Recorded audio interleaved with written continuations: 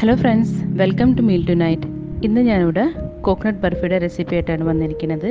അപ്പോൾ അതെങ്ങനെ ഉണ്ടാക്കണമെന്ന് നമുക്ക് നോക്കാം.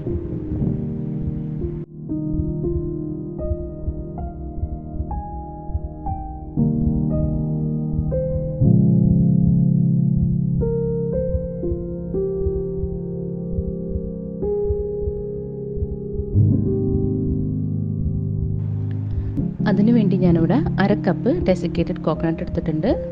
ഇത് സൂപ്പർ മാർക്കറ്റിലൊക്കെ ഈസിലി അവൈലബിൾ ആണ്. 1/2 കപ്പ് പാൽപ്പൊടി,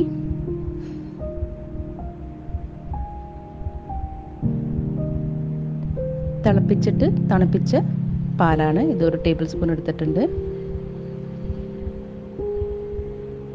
പഞ്ചസാര പൊടിച്ചത് 2 ടേബിൾ സ്പൂൺ.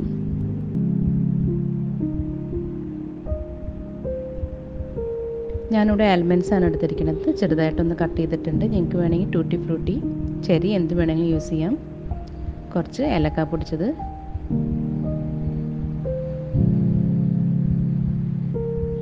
അപ്പോൾ ആദ്യം തന്നെ നമുക്കൊരു ബൗളിലേക്ക് എടുത്തു വച്ചിരിക്കുന്ന തേങ്ങാപ്പൊടിയും പാൽപ്പൊടിയും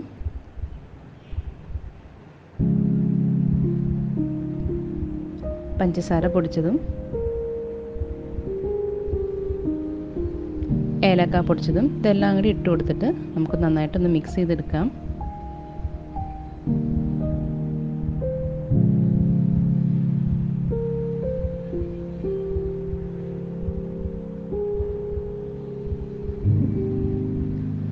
ഇനി നമ്മൾ എടുത്ത് വെച്ചിരിക്കുന്ന തണുത്ത പാല് അത് കുറേശ്ശെ നമുക്ക് ഒഴിച്ചെടുക്കാം. ചിലപ്പോൾ നമുക്കിത് മുഴുവനും ആവശ്യം വരില്ല.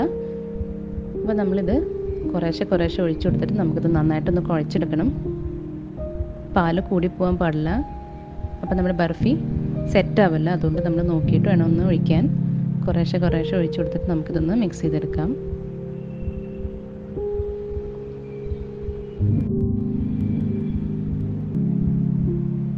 അപ്പോൾ ഇതുപോലെ നമുക്ക് ഒരു ഡോവിൻ്റെ ഷേപ്പായി എടുക്കണം.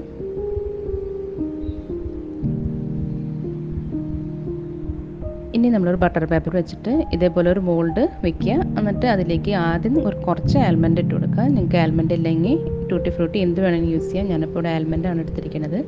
ഇനി നമ്മൾ ആ എടുത്ത് വെച്ചിരിക്കുന്ന ഡോവിൽ നിന്ന് കുറച്ച് ഇതുപോലെ വെച്ചിട്ട് ഒന്ന് സെറ്റ് ചെയ്യാൻ വേണ്ടി നമുക്കൊന്ന് പ്രസ് ചെയ്ത് കൊടുക്കാം.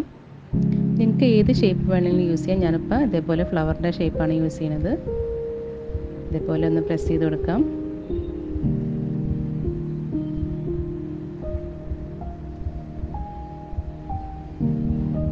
പയ്യെ ഒന്ന് പ്രസ് ചെയ്തിട്ട് നമുക്ക് ആ മോൾഡ് അങ്ങനെ ഇതുപോലെ എടുക്കാം.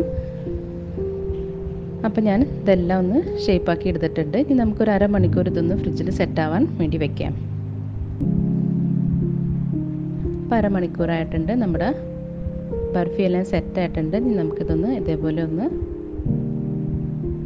എടുത്തിട്ട് നമുക്ക് സെർവ് ചെയ്യാം. അപ്പോൾ ഇത് വളരെ എളുപ്പത്തിൽ തന്നെ നമുക്ക് പെട്ടെന്ന് തന്നെ വീട്ടിലുണ്ടാക്കാൻ പറ്റുന്ന റെസിപ്പിയാണ്. എല്ലാവരും ഒന്ന് ട്രൈ ചെയ്ത് നോക്കണം. ഇഷ്ടമായിട്ടുണ്ടെങ്കിൽ ലൈക്ക്, ഷെയർ, സബ്സ്ക്രൈബ്, കൂടാതെ ബെൽ ബട്ടൺ പ്രസ് ചെയ്യാൻ മറക്കരുത്. Thank you.